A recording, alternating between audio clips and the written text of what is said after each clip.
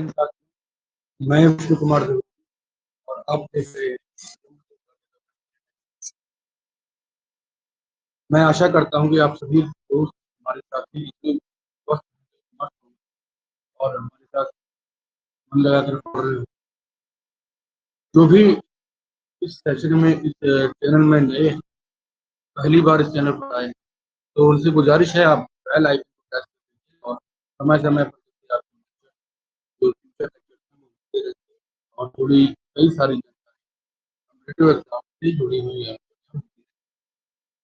आज इस लेक्चर में हम पढ़ेंगे मैकेनिक्स के बारे में। जो चीजें हमने पढ़ी थी उसी के आगे हम पढ़ने वाले हैं। चलिए बिना किसी देरी के हम स्टार्ट करते हैं जो है मैकेनिक्स। ठीक है बच्चों, 2 मिनट का समय दीजिए और हम चलते हैं सफर पर।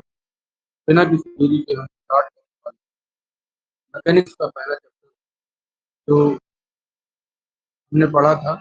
और उसमें कहीं ना कहीं हमने देखा था कि रेस्ट और मोशन क्या होते हैं। रेस्ट और मोशन तो एक रिस्पेक्टिव टर्म्स रिलेटिव टर्म्स में जुड़े हुए हैं। ठीक है बच्चों, यहाँ पर अगर आप देखो कि जो रेस्ट और मोशन के बारे में हमने चीजें डिस्कस करी वो है कि रेस्ट पे जब बॉडी होती है तो वो अपनी पोजीशन चेंज नहीं कर रही होगी। लेकिन अगर जब कोई मोशन में बॉडी होती है, कोई गति कर रही होती है, ऐसी केस कि वह अपनी पोजीशन को कितने टाइम क्या कर रही होती है, चेंज कर रही होती है। ठीक है, इसके अलावा स्टेशनरी रेफरेंस पॉइंट से भी अगर उसके पोजीशन को देखते हैं तो वहां पे भी चेंज कर। ठीक है, if the body is continuously changing position with respect to time and the stationary reference point या surrounding, this is called what? This is called motion. अब आज के लेक्चर में हम पढ़ेंगे कि डिफरेंट टाइप्स ऑफ मोशन होते कैसे, क्या क्या होते हैं।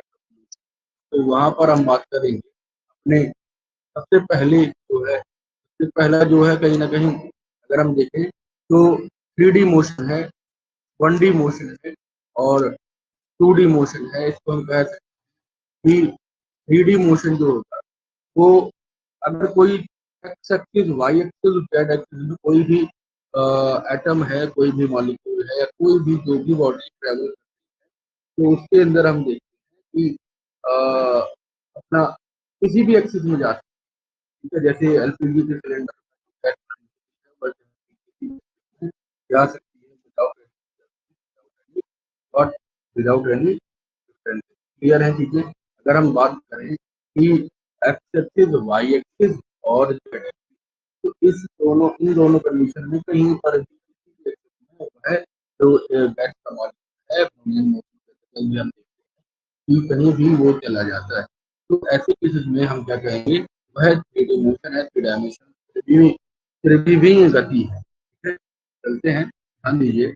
तो अब दूसरा 2D मोशन, मोशन प्लेन्स की बात करते हैं तो वह एक्स एक्सिस और वाई एक्सिस हो जाएगा बच्चों। ठीक है बच्चों, समझ आ रहा है। इसके अलावा अगर हम 1D मोशन की चर्चा करते हैं तो इसके अंदर आता है rectilinear motion, curvilinear motion, translatory motion. ठीक है, इसके अलावा स्ट्रेट लाइन मोशन। तो जब भी कोई व्हीकल्स आप देखते हो रोड पर चल रहे हैं, आप परेड में सैनिक को देखते हो, आप स्कूल के कोई क्यू देखते हो जहाँ पे बच्चे जा रहे हो, तो ऐसे कि वह 1D मोशन है, 1 है जिसमें स्ट्रेट लाइन चलती है। चलिए अब हम डिफरेंस के हिसाब से वो कैटेगराइज कर रहे हैं। पहला कैटेगराइजेशन है ट्रांसलेटरी मोशन। ठीक है, अगर दूसरा कैटेगराइजेशन देखें तो है रोटेटरी। रोटेटरी मोशन मतलब रोटेट करेगा पार्ट में। ठीक है, थर्ड है बच्चों वाइब्रेटरी। ठीक है, समझ आ रही चीजें। तो लीनियर मोशन, रैंडम मोशन और सर्कुलर मोशन ये टाइप होते हैं ट्रांसलेटरी। ठीक है, लीनियर मतलब होता है एक रेखा में, रैंडम मोशन है वह भी एक रेखा में ही गति करेगा, वह कहीं भी जा सकता है, नगर स्ट्रेट लाइन पाथ करेगा। ठीक है, इसके अलावा बात करते हैं रोटेटरी मोशन की, तो हम जानते हैं कि एक सर्कुलर करता है। ठीक है, अगर हम बात करते हैं अगर हम बात करते हैं कि ट्रांसलेटरी मोशन होता क्या है, ट्रांसलेटरी मोशन में आप देखते होंगे कि कई सारी चीजें तो मूव कर रही है स्ट्रेट लाइन के अंदर या फिर सर्कल के अंदर। तो स्ट्रेट लाइन में जो चीजें होती है कार मूव कर रही है, तो जैसे एरोप्लेन करता है यहाँ पर नहीं आकाश के अंदर, ठीक है, बादलों के अंदर, तो वह भी एक हाई स्पीड से स्ट्रेट लाइन, ठीक है। तो ऐसे केसेस में हम देखते हैं बच्चों कि वह होता है ट्रांसलेटरी मोशन या हम कहें rectilinear motion. In translatory motion we can define it कि a body moves along a straight line without any rotation, rotate नहीं करता है। ऐसे केसेस में तो लाइन में भी स्ट्रेट और कर्व वॉट एवर इट, ठीक है। बातें समझ रहे हो कि नहीं? चलिए नेक्स्ट हम देखेंगे, नेक्स्ट हम बच्चों देखेंगे कि ट्रांसलेटरी मोशन देखा कि जैसे झूले हैं, बच्चे झूले, ठीक है। यहाँ पर ट्रांसलेटरी मोशन कि आपने क्या किया, आप इस तरीके से बता रहे हो कि और जो लाल डॉट्स आप देख रहे हैं ऐसे rotate कर रहा है, आपकी तो इस तरीके से मेल करती है। बातें समझ रहे हो कि नहीं? चलते नेक्स्ट पे अगर हम बात करते हैं, नेक्स्ट ट्रांसलेटरी समझ आया कि whenever a body is traveling in a straight line, this is called translation, ठीक है। इसके बाद हम बॉल को ऊपर ले जाते हैं, अंडर ग्रेविटी को वापस आती है, पार्ट पढ़ा है, जाके एक बार देखिएगा, जाके बहुत अच्छे से डिफाइन किया है, ठीक है। अगर बात करें कि लीनियर मोशन क्या है, लीनियर मतलब होता है रेखीय गति, रेखीय गति linear motion can be defined as whenever body travels in a straight line and it is called linear motion, ठीक है। रेखीय गति यानी कि रेखा में चलती है, तो ऐसी केसेस में जैसे एरोप्लेन है हाई स्पीड से एयर के अंदर चलते हैं, एयर जो है वो मूव कराती है। अब इन सभी बातों में कोई भी बच्चा जो है तो वो लीनियर मोशन, क्लियर है कि लीनियर मोशन मतलब स्ट्रेट लाइन। अब बात आती है सर्कुलर मोशन की, ध्यान दीजिएगा, हेडिंग डालिएगा सर्कुलर मोशन। सर्कुलर मोशन के अंतर्गत कई भी कोई भी एक चीज को हम अगर धागे से बांध, कोई भी पॉइंट को अगर हम धागे से बांध और जैसे मान लीजिए स्टोन को बांधे धागे से और वह घुमा रहे हैं, सेंट्रीपिटल फोर्स जब हमने पढ़ा था, सेंट्रीपिटल फोर्स पढ़ा था, उसकी इक्वेशन निकाली थी, तो वहां पर हम देखा था कि when we are railing, when we are rotating a stone, a pebble, it's tied with a string. This is in at this point that what at this point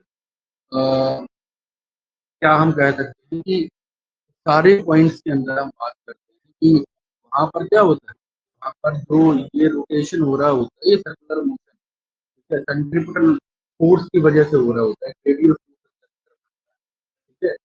तो ऐसे फोर्सेस अभिकेंद्रीय बल कहलाते हैं, सेंट्रीपिटल फोर्स कहलाते हैं। इसका एक बहुत ही बढ़िया से है, आप प्लीज जाइएगा, देखिएगा और कहीं ना कहीं अपने concepts को clear करिएगा। चलिए यहाँ हम बात करते हैं सर्कुलर मोशन।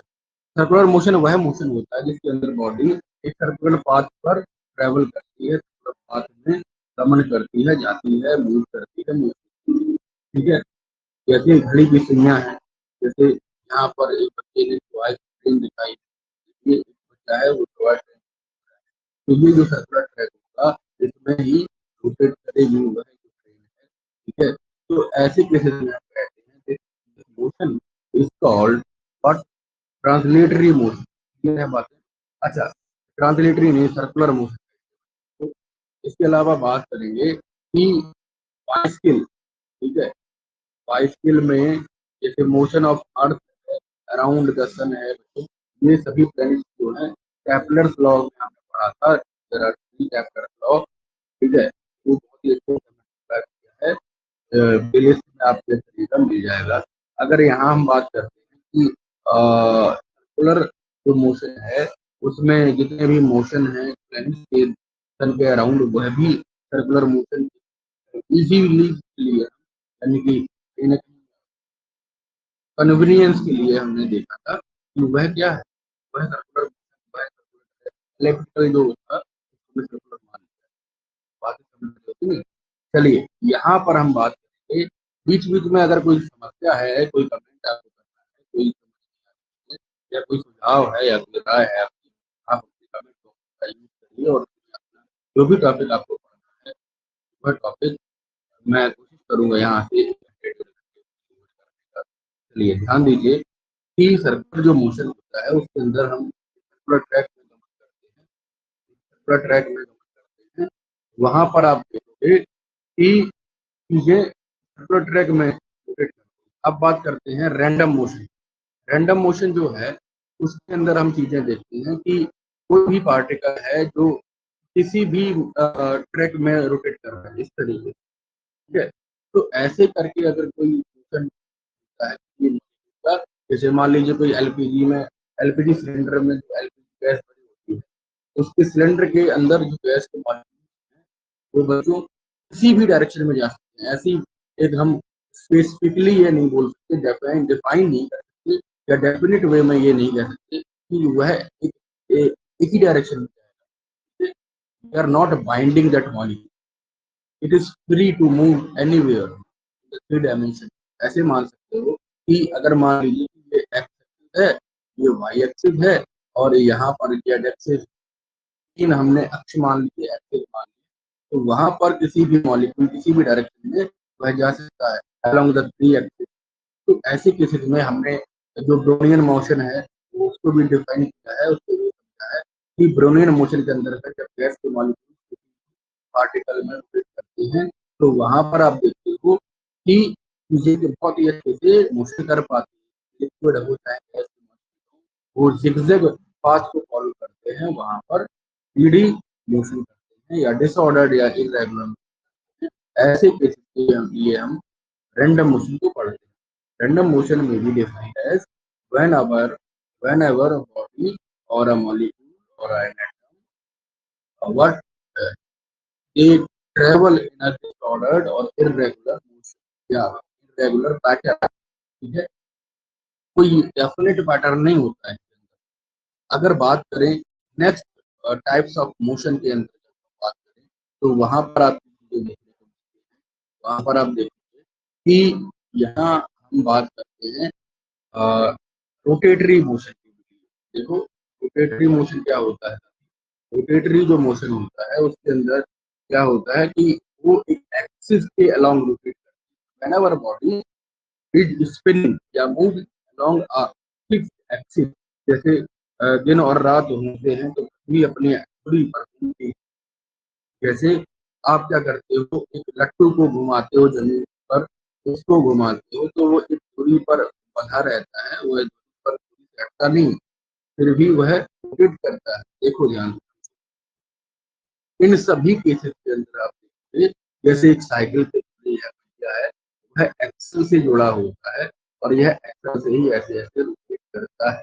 तो ऐसे केसेस में जैसे आप उंगली पर यही सुदर्शन चक्र कि विष्णु भगवान है वो क्या करते हैं, अपने एक्सिस पर अपनी उंगली पर चक्र घुमाते हैं। इन सभी केसेस में आप देखोगे वह क्या करेगा, वह रोटेटरी मोशन करेगा। क्या करेगा, रोटेटरी मोशन करेगा। एक आप कार देखते हो, कार के अंदर आप देखें कि जो स्टीयरिंग लगा होता है वह भी एक्सल से जुड़ा होता है, ठीक है।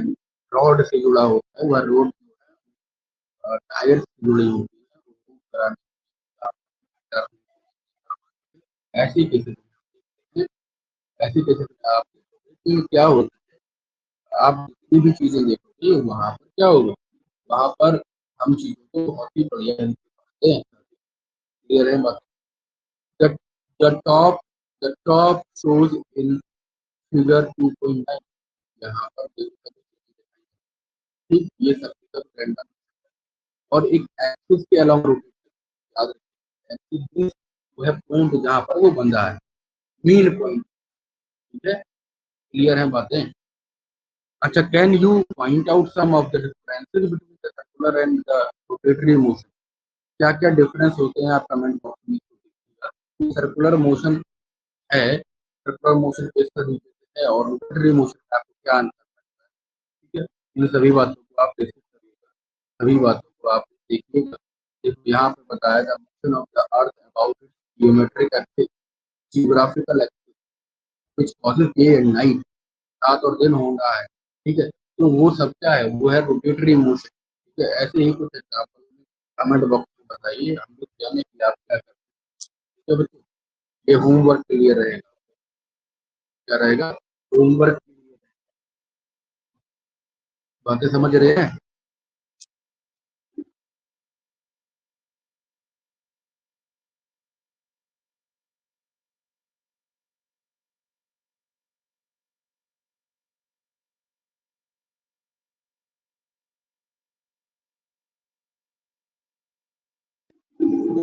ठीक है बच्चों, समझ आया। चलिए, यहाँ हम बात करेंगे कुछ और टॉपिक की, कुछ और चीजों की, जो आपके लिए यहाँ पर हम लेने वाले हैं कुछ और बातें। देखो समझो, समझो ध्यान से समझना, ध्यान से समझना था, इन बातों को समझ पाए बढ़िया से। चलिए, हम हम यहाँ पर कुछ और चीजों को कुछ और चीजों पर चर्चा करेंगे, और वह चर्चा होगी बहुत ही विस्तार में।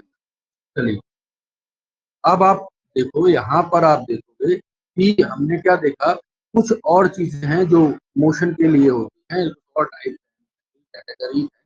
जैसे कोई एक बच्चा है झूले पर झूल रहा है, या किसी हम पेंडुलम क्लॉक को देखते हैं, तो वह एक फिक्स एक्सिस से यहाँ पर मान लीजिए उसके झूले को पाते हैं, ठीक है। ये झूला यहाँ पर बंधा है, ठीक है, यहीं से तो रोटेट करेगा ऐसे ऐसे, ठीक है। तो ऐसे ऐसे जब रोटेट करेगा, तो उस केस के अंदर हम देखते हैं कि कोई भी बॉडी जब फिक्स एक्सिस, यानी कि हम कह सकते हैं तीन पॉइंट इधर और उधर की तरफ फ्लो एंड फ्लो, ठीक है, ये मोशन करती है, this called simple harmonic motion, this called vibratory motion, fluid, ठीक है, समझ रहे हैं। तो ऐसे केसेस के अंदर हैं जब भी कोई बॉडी मीन पोजीशन से, जैसे कोई स्प्रिंग है, वो एक रिजिड बॉडी से बंधा है और यहाँ से रोटेट कर रहा है, तो यह टू एंड फ्रो आगे और पीछे की साइड रोटेट करेगा, तो this is called vibratory motion. यहाँ पर वाइब्रेशन, यहाँ पर हम फ्रीक्वेंसी को कैलकुलेट करते हैं, ऐसी हम देखते हैं कि वह क्या कर रहा है, वह वाइब्रेटरी मोशन कर रहा है, जैसे बच्चे वाली और पेंडुलम क्लॉक, घंटा घर वाली। So the motion in which a body travels along to and fro position, and it is changing its position about its mean position, ठीक है। To and fro motion of the body about mean position called vibratory motion। बातें समझ रहे हो कि नहीं? चलिए ध्यान दीजिए, हम बहुत ही अच्छे से क्लियर है बातें। नेक्स्ट आता है, नेक्स्ट आता है कि अगर आप सीसॉ झूले, तो हम झूले हैं, आप भी झूले हो, ठीक है, वहां पर पुल के अंदर हम फूट लगाते हैं, तो एक बच्चा जो है ऊपर की तरफ चला जाता है, जब ये फूट लगाएगा तो यह ऊपर की तरफ ऐसे चला जाता है। तो इस केसेस के अंदर हम वाइब्रेटरी मोशन देखते हैं, इस केसेस के अंदर हम देखते हैं कि वह जो है वह वाइब्रेटरी मोशन कर रहा है, ठीक है। तो ऐसे केसेस के अंदर हम देखते हैं, ये क्या है, ये इस तरीके का वाइब्रेटरी मोशन है, ठीक है, समझ रहे हो। जैसे कोई बच्चा है ट्रेडमिल के अंदर टू रहा है, जैसे हैमर है, जो इलेक्ट्रिक फाइल है, ठीक है, उसके अंदर जो थोड़ा लगा होता है जो घंटी बजाता है, ये सितार है, ये सभी एग्जाम्पल किसके हैं, सितार के अंदर जो तार है, जो छेड़ते हैं, उसके अंदर वाइब्रेशन होता है और वह बजता है, वह म्यूजिकल इंस्ट्रूमेंट बजता है। तो ऐसी केस के अंदर आप वाइब्रेशन की स्टडी करते हैं, ठीक है बच्चों। अब आगे बात करेंगे कुछ होमवर्क है आपके लिए, देखिए कुछ होमवर्क, यहाँ पर कुछ क्वेश्चंस दिए गए, मिनी एक्सरसाइज है कि आप कोई ऐसी बॉडी के बारे में बताइए जो rest, when a body is set to get rest, तो व्हाट हैपेंस। अब बात कि can you give an example of a body which is at rest और at motion at the same time. एक ही समय पर जब बॉडी विराम अवस्था में होती है और गतिमान अवस्था में होती है, ऐसा कोई एग्जांपल बताइए जहाँ पर ये दोनों केसेस एक साथ होते हैं। ठीक है, थर्ड में हम देखेंगे कि कुछ एग्जांपल्स हैं जो टाइप्स ऑफ मोशन के हैं, आपको यह बताना है ये कौन सा टाइप का मोशन हो रहा है। ठीक है, पहले में हमने देखा कि वर्टिकली अपवर्ड कोई जो है बॉल आपने फेंकी है वो ऊपर की तरफ जा रही है, उसके कौन सा मोशन लगेगा। ठीक है, एक चाइल्ड है, एक बच्चा है मूविंग डाउन अ स्लाइड, एक स्लाइड से एक अ, आप क्या कर रहे हो, सरकने वाले खिसकने वाले झूले पर आप आए हो, स्लाइडर से नीचे आ रहा है। ठीक है, तो ऐसे केसेस में कौन सा, movement of a player in a football ground, कहीं भी किसी भी फुटबॉल मैच में जब प्लेयर यहाँ से वहाँ चलते हैं भागते हैं, तो उसके मूवमेंट को आप कौन से मोशन के अंतर्गत रखो। ठीक है, फ्लाइट ऑफ बटरफ्लाई, जो बटरफ्लाई है वो किस डायरेक्शन में उड़ रही है, ये भी आपको बताना है। ये एथलीट इन सर्कुलर ट्रैक, एक जो है एथलीट है वह सर्कुलर ट्रैक में रोटेट कर रहा है। तो ऐसे केसेस में आप देखते हो कि कौन से ऐसी चीजें हैं जहां पर आप देखते हो कि सर्कुलर ट्रैक में ये बातें हो रही हैं।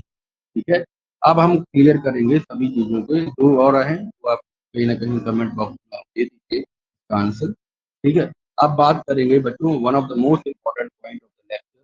ठीक है, one of the most important topic of the lecture is scalars and vector. ठीक है, द फिजिकल क्वांटिटी, ऐसी फिजिकल क्वांटिटी, हमने फिजिकल क्वांटिटी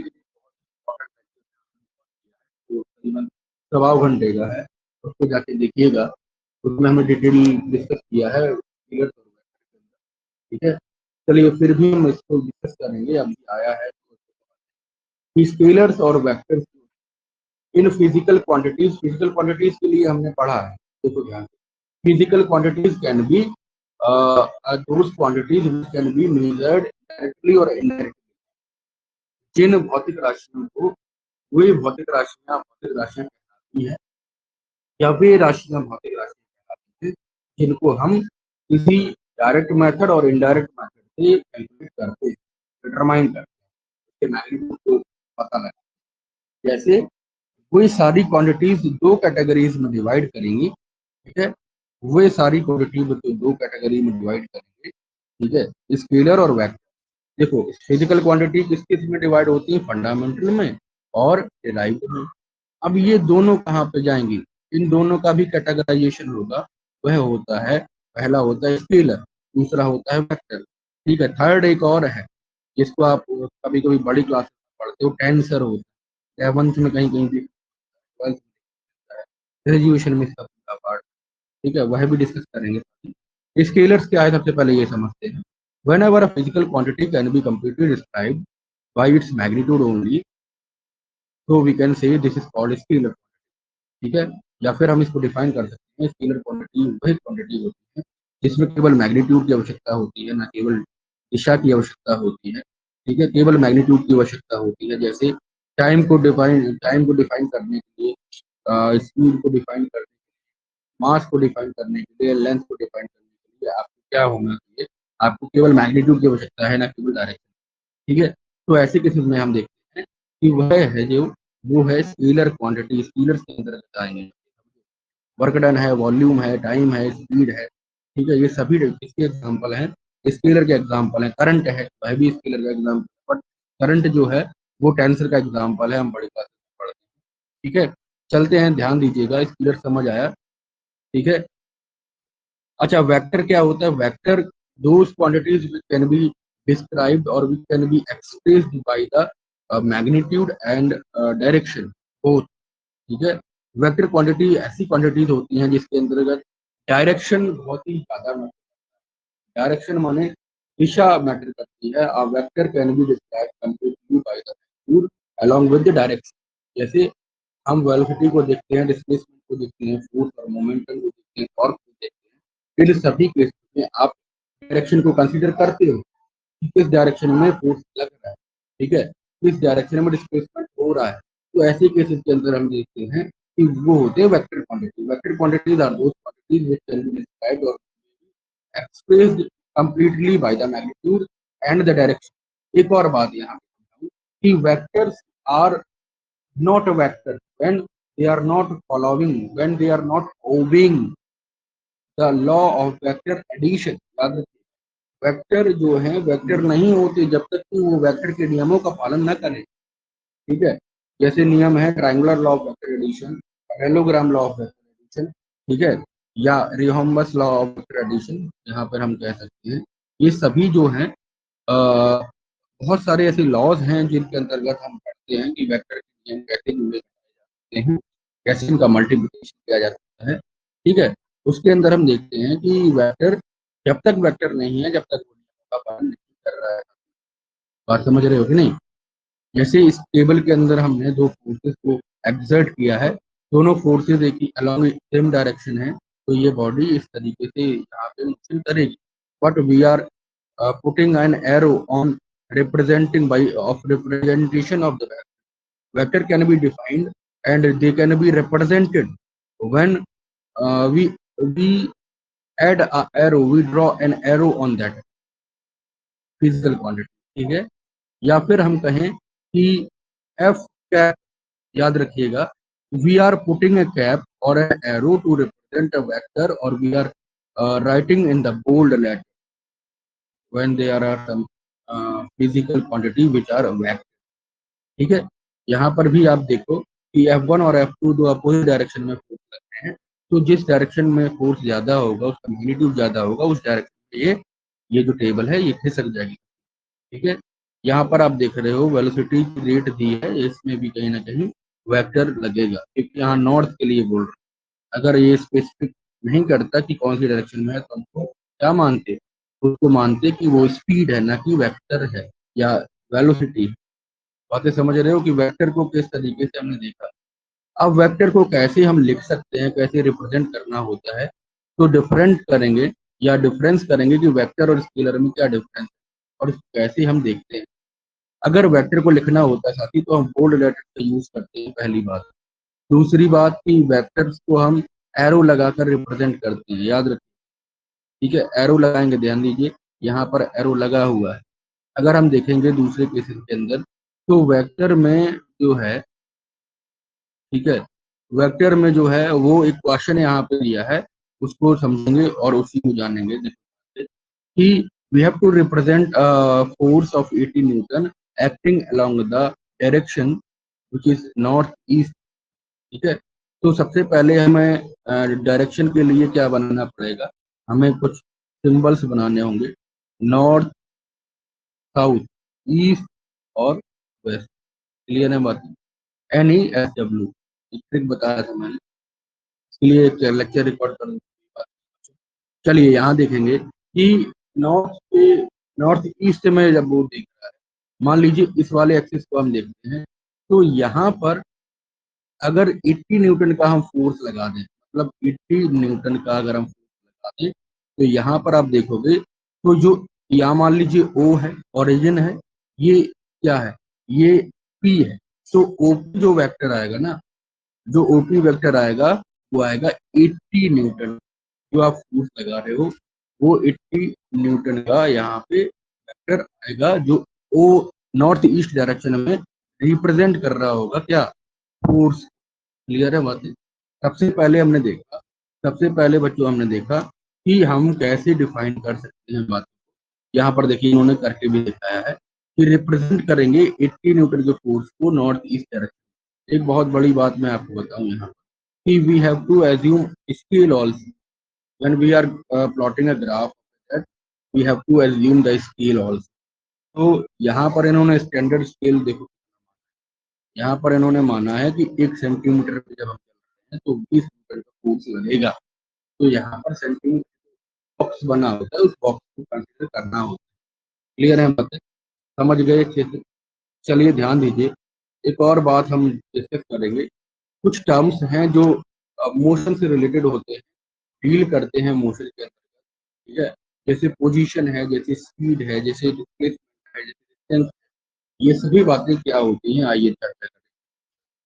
ठीक है, अगर हम देखें, अगर हम बात करें पोजीशन क्या है, यानी कि आपकी पोजीशन क्या है, जैसे आप स्कूल से घर जाते हो तो आपकी पोजीशन S to H कितनी रहेगी, इतनी रहेगी।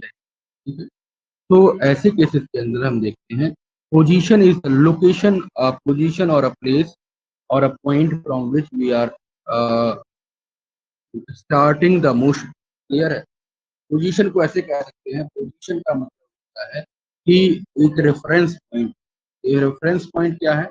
जहां से कोई भी चीज गति करना स्टार्ट करती है, जहां से कोई भी चीज मूव करना स्टार्ट करती है। ठीक है? जैसे आप मानिए, जैसे आप समझिए, पोजीशन जो है वो एक रेफरेंस पॉइंट होता है। Reference point is the starting point, reference point is the stationary point from which we are going to start our body motion. ठीक है? बॉडी का जो है मोशन स्टार्ट करते हैं, वो सभी बातें रेफरेंस पॉइंट के अंतर्गत आती है, पोजीशन का। ठीक है?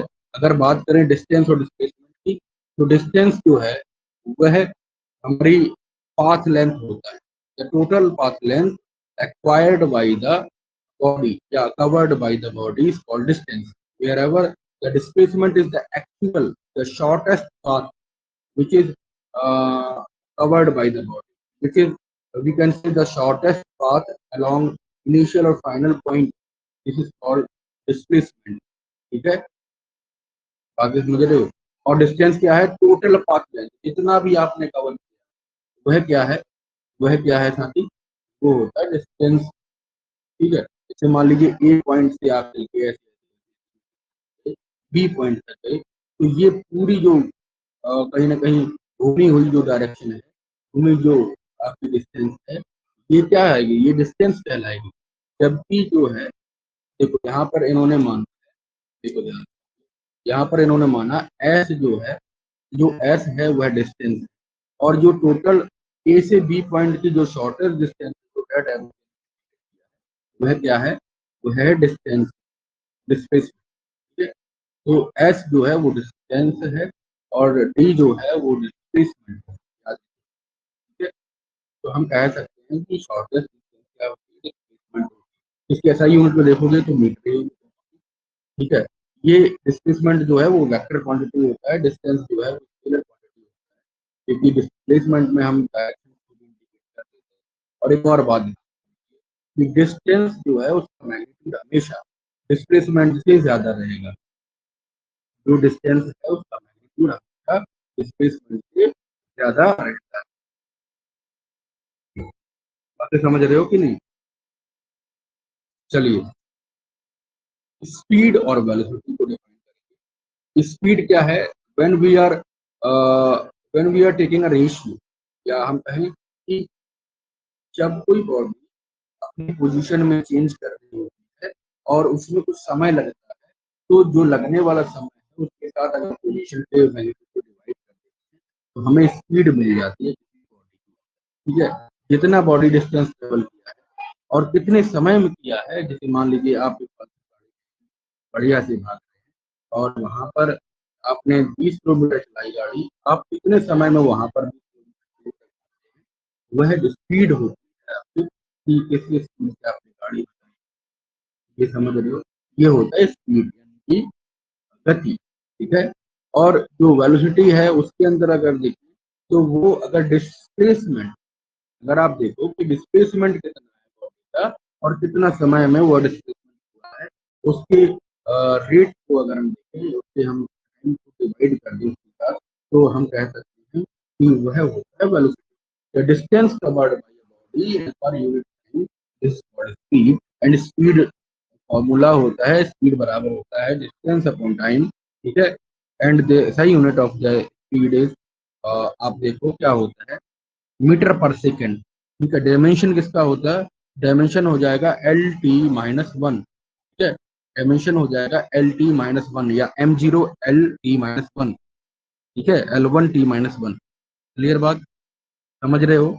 एक फाल्कन पक्षी है, फैल्कन पक्षी है, जो 200 किलोमीटर प्रति घंटे की रफ्तार से उड़ता है। बहुत ही फास्टेस्ट एनिमल है ऑन अर्थ। जो इतने एनिमल का, एक बर्ड कह सकते हैं, एनिमल की कैटेगरी में इसको रखता है इन्होंने। ठीक है? फ्लाई करेगा 200 किलोमीटर प्रति घंटे की रफ्तार, मतलब चीते से भी ज्यादा तेज रफ्तार से ये क्या करता है? ये रोटेट करता है, ये मूव करता है, ये फ्लाई। अब हम बात करते हैं, अब हम सच्ची बात करते हैं कि वेलोसिटी क्या है। Velocity is the rate of displacement to rate of displacement मतलब रेट जब आएगा तो टी से डिवाइड करते हैं, ध्यान दीजिए। इसका कहीं ना कहीं इसको हम वेलोसिटी बोलते हैं, displacement divided by time taken, this is called velocity. v is equal to D upon T. तो डिस्प्लेसमेंट का जो फॉर्मूला हो जाएगा वो हो जाएगा d is equal to v, velocity को जब टाइम के साथ मल्टीप्लाई कर देंगे तो हमें क्या मिलता है, डिस्प्लेसमेंट मिल जाता है। इसकी ऐसा यूनिट अगर देखोगे तो सेम उसकी स्पीड के मीटर पर सेकंड। अगर हम बात करें इसकी, अगर हम बात करें कि इसका जो डायमेंशनल फॉर्मूला होगा वो होगा एल टी माइनस, ठीक है, एल टी माइनस वन। ध्यान दीजिए चीता जो है वह कहीं ना कहीं 120 किलोमीटर प्रति घंटे की रफ्तार से चलता है, ठीक है। देखिए यहाँ पर इन्होंने 70 लिखा है, ये चीज थोड़ा सा देखना पड़ेगा, ठीक है। क्लियर करेंगे चीजों को, समझेंगे ध्यान से। अच्छा, अगर लाइडर गन की हम बात करते हैं, lidar gun are the lidar gun are the light guns and they can detect and range the speed of the vehicles, ठीक है।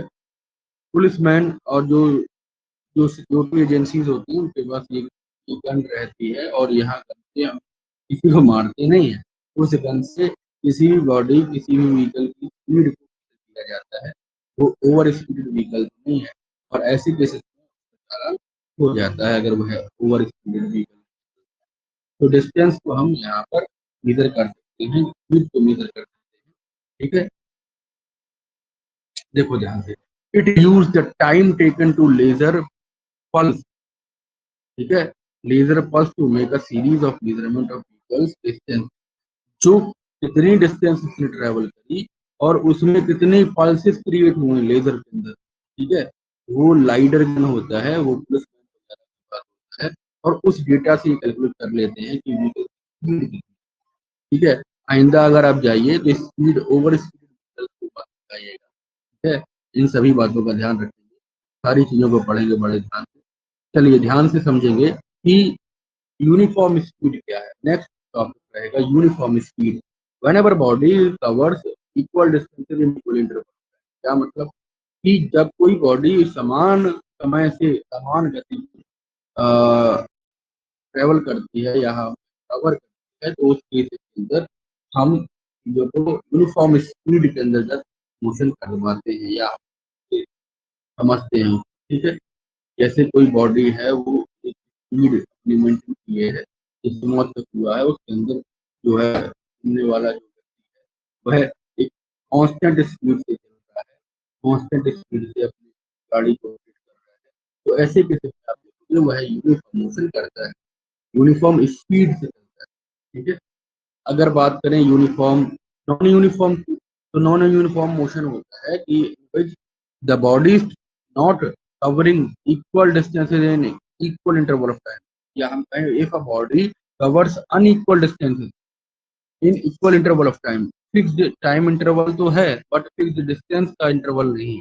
डिस्टेंस जो मैग्नीट्यूड है वो है अलग अलग हो रहा है, 20 किलोमीटर चले पहले घंटे में, फिर चले 15 किलोमीटर दूसरे घंटे में, या हम कहें तीसरे घंटे में 30 किलोमीटर चल गए। तो ऐसी केसेस में आप देखते वह बॉडी यूनिफॉर्म मोशन के अंतर्गत नहीं आ रही है। क्लियर है।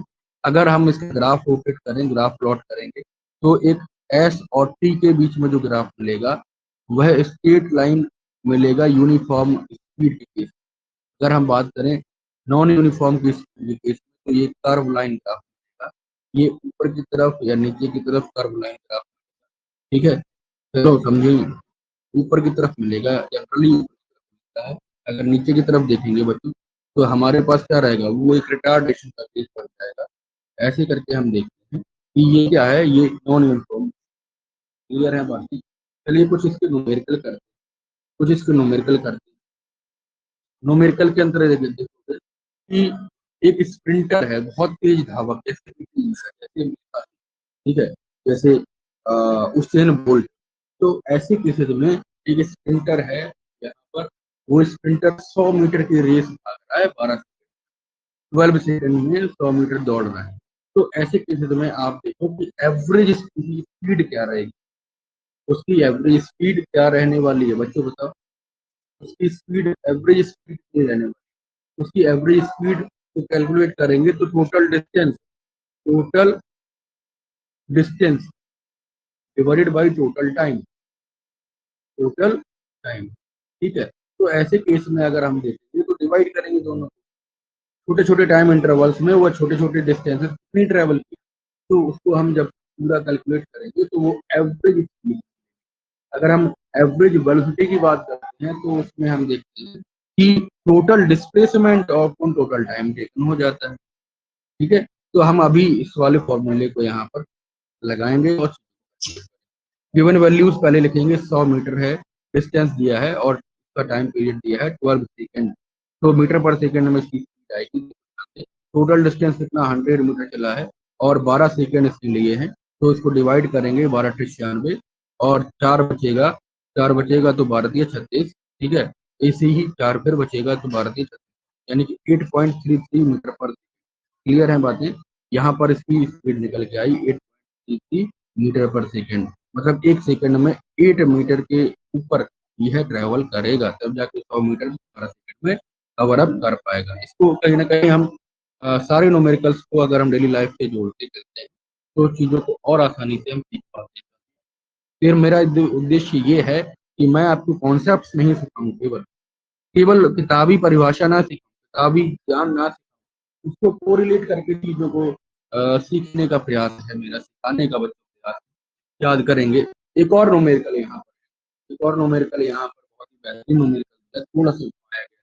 देखिएगा, एक साइकिलिस्ट, साइकिल चलाने वाला व्यक्ति है, वह जब सर्कुलर ट्रैक में रोटेट कर रहा है तो उसने आधा सर्कुलर ट्रैक किया है। ठीक है, वह सर्कुलर ट्रैक को कंप्लीट किया है और उसने जो है 318 जो है त्रिज्या वाली एक सर्कुलर ट्रैक में 1.5 मतलब 1.5 मिनट लिया है और 1.5 मिनट में उसने 318 मीटर वाली की सर्कुलर ट्रैक को कवर कर लिया है। तो उसकी स्पीड और वेलोसिटी बताओ कितनी है?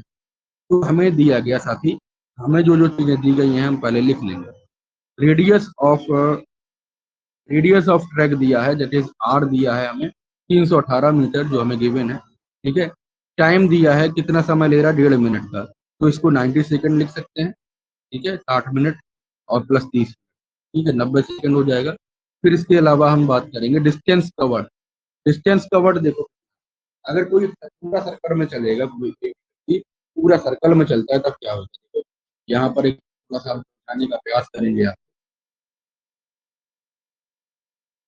कि जब भी कोई व्यक्ति एक सर्कल में चलता है, एक सर्कल में चले, यहाँ से ले लेंगे, सर्कल में चलेगा तो क्या होगा, देखो सर्कल में जब चलता है तो उसको हम लेते हैं, उसको क्या लेते हैं 2 पाई आर, क्योंकि वह रेडियस पे ऐसे चलता है, ऐसे ही चलता है। ठीक है, जब ऐसे चलेगा तब क्या होगा, 2 पाई आर लेंगे उसको। क्लियर है, लेकिन यहाँ तो आधा ही चल रहा है ना, यहाँ तो क्या चल रहा है, आधा ही चल रहा है, तो आधे के लिए क्या करोगे, इसको हम 2 से डिवाइड कर देंगे, 2 से जब डिवाइड करेंगे तो 2 से जाएगा और पाई आर बचेगा, यहाँ पर पाई आर बचेगा साथी।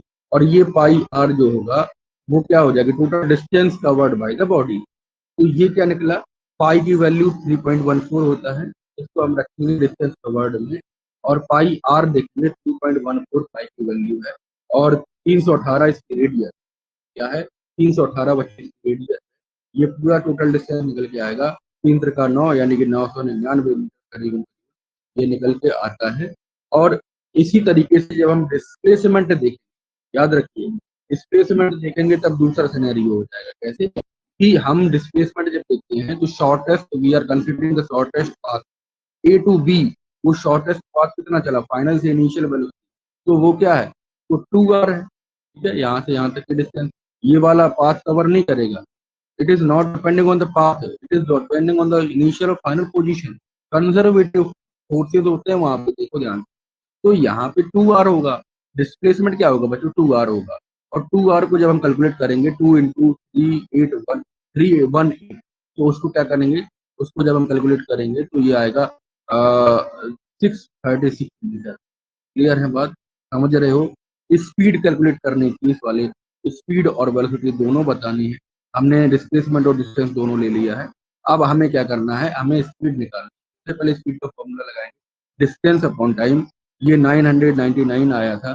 ठीक है, ये 999 रखे और 90 से डिवाइड कर दिया, सेकेंड 90 निकाले थे, तो वहां पे हम क्या करेंगे, 11.1 मीटर पर सेकेंड इसकी स्पीड आ जाती है। अब हम नेक्स्ट बी पार्ट करने वाले हैं, साथी ध्यान दीजिए। बी पार्ट कैसे होगा, बी पार्ट में हम वेलोसिटी का फॉर्मूला लगाएंगे और उसी चीज को कैलकुलेट कर देंगे। देखो, वेलोसिटी होता है डिस्टेंस और sorry displacement, total displacement indicator. तो डिस्टेंस के लिए हम स्पीड निकाल रहे थे, वहां पे अब क्या करेंगे, डिस्प्लेसमेंट के लिए देखेंगे। डिस्प्लेसमेंट है 2r, 2r निकाले थे 300 नहीं 636, 636 डिवाइड करेंगे 90 से, तो ये क्या आएगा, ये आ जाएगा आपके पास 9 7 63, यानी कि 7, ठीक है। ये बचा 30, यानी कि सॉरी कितना बचा बच्चों, ये बचा करीबन करीबन 6, तो ये 0 रखेंगे फिर, और जब ये 6 हो जाएगा तो फिर से हम 7 बार चलेंगे, तो 9 7 63 फिर आ जाएगा 7.07 मीटर पर सेकेंड। तो यहाँ पर आप देखोगे कि स्पीड ऑफ साइक्लिस्ट जो है वो 11.1 निकला, और जो वेलोसिटी है वह निकला 7.1 मीटर पर सेकेंड, क्योंकि वह अलोंग द डायमीटर चलता है 2r दे। ठीक है, ये बातें समझ आई होंगी, आई होप सो। ये बातें आपको अच्छे, ये बच्चे आपको बातें बढ़िया सारी चीजें बढ़िया से समझ आई। Hope this lecture would be help. ठीक है, नेक्स्ट वाले लेक्चर में हम पढ़ेंगे कि एक्सीलरेशन क्या है और डिफरेंट टाइप्स ऑफ चीजें होती हैं वो क्या है। ठीक है, तब तक आप अपना इसको रिवाइज करिए, बढ़िया से देखिए, अपने दोस्तों के साथ इस सेशन को शेयर करिएगा। बहुत ही उम्दा लेक्चर होने वाला है, हम बेसिक से चलेंगे और जो जो चीजें यहाँ पर हैं, ठीक है। मेरा उद्देश्य केवल इतना सा नहीं है कि वह बच्चे जो थोड़े से कम परसेंटेज लाए, ठीक है, वह बच्चे जिनके अंदर सपना है कि हम भी JEE और नीट जैसे एग्जाम क्रैक कर, बट हमारा थोड़ा बेसिक कमजोर है, तो हम कहीं ना कहीं ऐसे साथियों के साथ जुड़े हैं जो कहीं ना कहीं अपने मन में एक सपना लिए हैं JEE और नीट के लिए। तो हम बेसिक से पूरा एक्स्ट्रा वेटेज लेके चलेंगे, पूरा कहीं ना कहीं एडवांस लेके चलेंगे। तो सभी बातों को आप देख सकते हो, और जितने भी डिफरेंट लेक्चर्स हैं हमारे इस प्लेलिस्ट के अंदर, इस पूरे चैनल पर, आप देखिए उन लेक्चर को। आपको जरूर वहां से कहीं ना कहीं हेल्प मिलेगी। कुछ न्यूमेरिकल से क्वेश्चन है, कुछ डेरिवेशन के कॉन्सेप्ट के कंसेप्चुअल क्वेश्चन जो हमने यहाँ पर डिस्कस किए हैं। टॉपिक वाइज हम चल रहे हैं बच्चों, ठीक है। आपके ख्याल में कोई ऐसा टॉपिक है जो चीजें आप जान सकते हो, आप पढ़ने वाले हो, आप पढ़ने चाहते हो, तो उन बातों को आप कमेंट बॉक्स में जरूर लिखिए। और जो भी साथी नया है, उन साथी से मेरी गुजारिश है कि आप एक बार बेल आइकन तो प्रेस करिए। मजा ना आए तो कहिएगा, साइंस से मोहब्बत हो जाएगी। साइंस केवल एक पढ़ने वाला विषय नहीं है, साइंस एक एक्सपेरिमेंटल सब्जेक्ट है जिसके अंदर भर भर के जो एक्सपेरिमेंट हम करने वाले हैं, पहले टॉपिक्स को कवर अप करते हैं, पहले जो है चीजों को देखते हैं, पढ़ते हैं, समझते हैं, उससे जितने भी एक्सपेरिमेंट हैं वह इस चैनल पर डालेंगे, तो शॉर्ट बनाएंगे, तो चीजों को और भी बढ़िया से हम पढ़ सकेंगे। सबसे पहले आपसे जुड़िए, तो जितने भी साथी हैं जो JEE नीट जैसे कम्पिटिटिव एग्जाम पढ़ रहे हैं, उनसे मेरी यह गुजारिश है कि आप इसको जरूर से जरूर लाइक करिए, और जो भी साथी आपके साथ पढ़ रहे हैं उनके साथ शेयर करिए। तो यहाँ हमें भी मोटिवेशन मिलता है, हम भी आपके दिन रात मेहनत कर रहे हैं, हमारी टीम हमारे साथ मेहनत कर रही है, तो इन सभी के लिए आपका एक लाइक जरूर बनता है, उसका मोटिवेशन के लिए, हमारे प्रयासों के लिए आपका एक लाइक, ठीक है। सब्सक्राइब करिए और बढ़िया से पढ़िए, मन लगा कर पढ़िए, क्योंकि होता क्या है देखिएगा कि मंजिल तेरी अब दूर ना है, मंजिल तेरी अब दूर ना है, चाल में रफ्तार, मंजिल तेरी अब दूर ना है, चाल में रफ्तार ला, ला भुजाओं में वो पौरुष, सिंह सी यलगार ला।